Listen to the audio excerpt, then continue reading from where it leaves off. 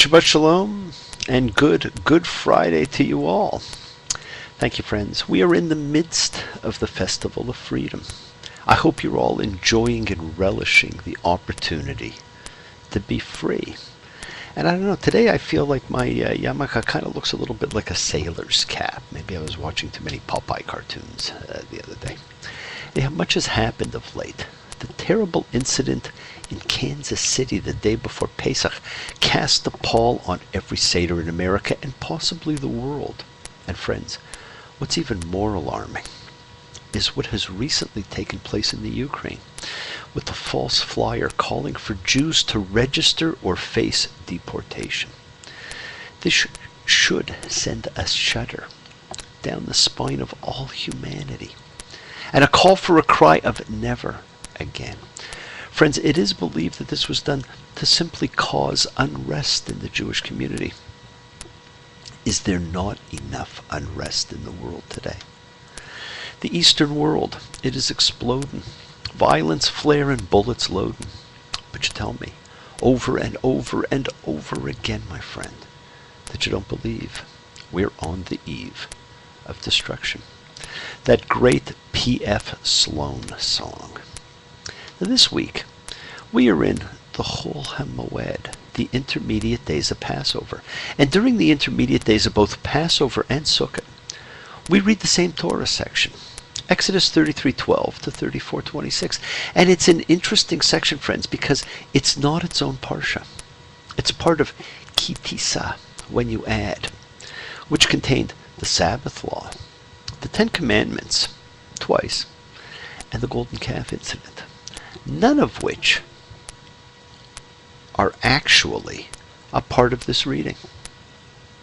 This reading does focus, however, on the relationship between God and Moses, and the God of glory as he travels in the cloud. And we are introduced to that amazing formula made so famous by Maimonides. Yahweh, Yahweh, merciful and gracious God, slow to anger and abounding in kindness and faithfulness. This is the most repeated formula in the Tanakh, telling us not what God's essence is, but what the marks of the divine personality are: mercy and grace. In 8 or 9 ways we are told of God's compassion. Friends, this is the most forgotten part of the Old Testament God of wrath. We focus on the anger and not the divine mercy. We are told in this reading in Exodus 34:18 that we shall observe the festival of unleavened bread, now simply referred to as a Passover, and therefore not quite the same. And then in 34:22, you shall make a festival of weeks, of the first fruits of the wheat harvest, and the festival of gathering at the end of the year. And of course the festival of weeks is Shavuot, because Shavuot means weeks in Hebrew. And the festival of gathering is Sukkot.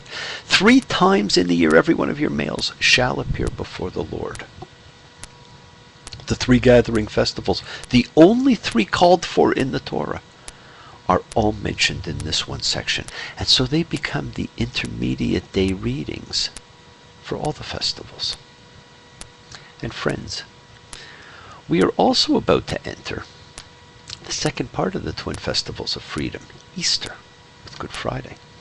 An interesting pair of holidays of freedom. One frees you from sin. The other frees you from fear and constraint or constriction. And that's what Egypt meant. It wasn't known as Egypt, or as the Greco-Roman world referred to it, Aegyptus.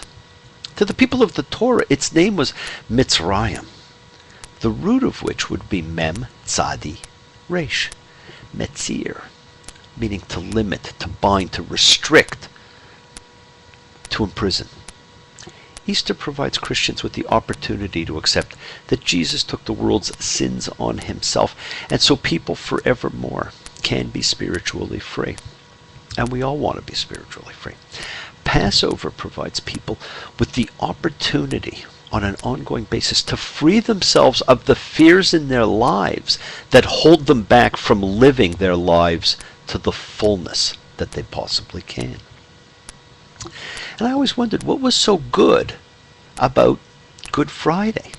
I didn't understand the name. It just didn't seem to be so good to me. I like the chocolate part of it with the Easter bunny and all, but I didn't understand the Good Friday part. And at 3 p.m. on Good Friday, the crucifixion of Jesus is marked. And friends, it's not good as in happy. A 4th century church manual, the Apostolic Constitutions, called Good Friday, and it wasn't known as Good Friday then, a day of mourning, not a day of festive joy.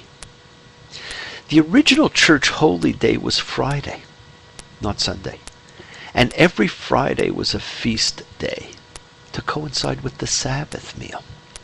And then sometime around the 6th or 7th century, from one of two sources, the Gallican church in Gaul referred to this day as Gute Freitag, good or holy, God's Friday. But because God was considered too holy and too sacred a name for commoners, the name was changed to good, and it became Good Friday. Friends, I was listening to that great old classic, Those Were the Days. Not the Archie Bunker theme song, but the Mary Hopkin Paul McCartney classic. And I realized these are the days. We have never had such an ability to be free.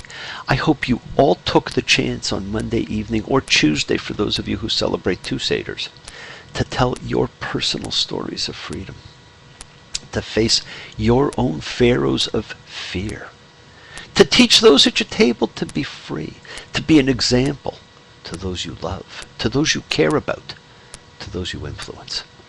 It's never too late. Do not live in Mitzrayim, friends. Do not live in constraint and fear and prison. Free at last, free at last. Thank God Almighty. We are free at last.